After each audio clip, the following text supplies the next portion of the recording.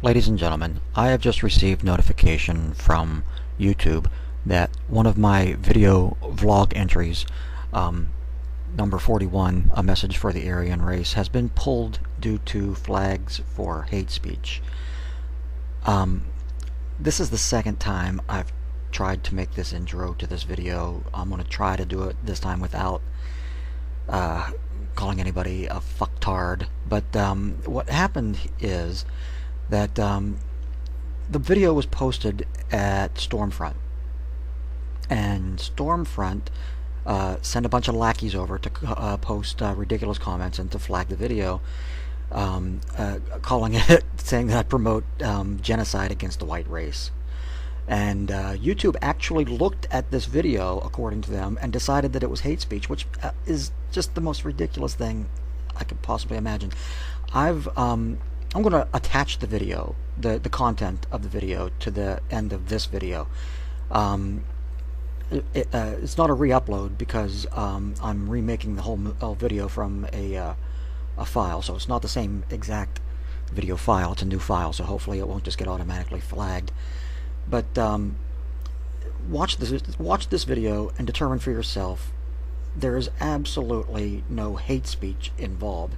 The point of this video the point of this video is to explain to race realists, using humor and satire, that the white race, which we all know is a non-thing. There is no such thing as race. There's no black race. There's no Asian race. There is no Hispanic race. There's no Jewish race. There are Jewish people. There are Asian people. There are physical characteristics that are shared by a majority of people who are of African descent or of Hispanic descent or of Caucasian descent, but there is no such thing as race. Taxonomically speaking, there's no such thing as race.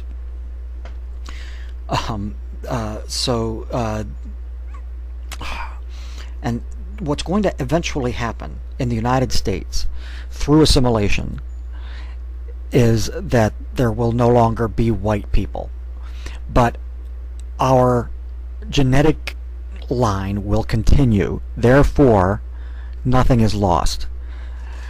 And that's the point of the video. That is the point of the video. So watch the video, see if you don't get it. If you do, please mirror this video, because that's the only way these people are going to learn that they can't play these games. Thank you. I come with important information for the male members of the Aryan Brotherhood. A recent article in USA Today described a 40,000-year-old female Scandinavian pinky bone that yielded mitochondrial DNA that was slightly different from any to be found in the extant human population. That means it's no longer here. It died off. This type of DNA is only passed from mother to child and cannot be passed on by male offspring. So to remain in a population, it has to go from mother to daughter, etc. forever. Since it died out, the race or species of human that it belonged to also died out. Why do I bring this up? Well, I bring it up because I know how important perpetuating the white race is to you chowderheads. Unfortunately, it's probably too late for that. You see, according to recent data, the percentage of non-Hispanic whites in the U.S. population is expected to drop from nearly 68% today to a mere 48% by 2050. Factoring into that the fact that since the 1967 Supreme Court case of Loving versus the State of Virginia, which outlawed anti-miscegenation laws, interracial marriages in the U.S. have increased from only 65,000 marriages involving African Americans and whites, or 2% of all marriages in 1970, to 422,000, or 7% of the 59 million U.S. marriages in 2005. At this rate, by 2050, when whites account for less than half of the population, the rate of interracial marriage will be at over 12%, and by 4080, interracial marriage will account for nearly 50% of all marriages in the U.S., which will scarcely matter since by 3050 the white race will have been completely eradicated anyway. And there is precious little you can do to stop it. Sure, you can try to convince your daughters and sons to keep the race pure, but it won't matter much when they're outnumbered millions to one. Besides, in all likelihood, your daughter or her daughter will wind up marrying outside the race. In fact, white girls with black men account for almost 3/4 of all interracial marriages between blacks and whites. which is where that extinct pinky finger comes into the equation.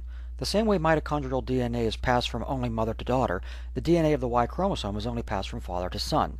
So while it is inevitable that the pure white race will eventually blur into a mixed race with the blacks and the Hispanics, it doesn't have to be the case that your perfect Aryan Y chromosome disappears to the same fate.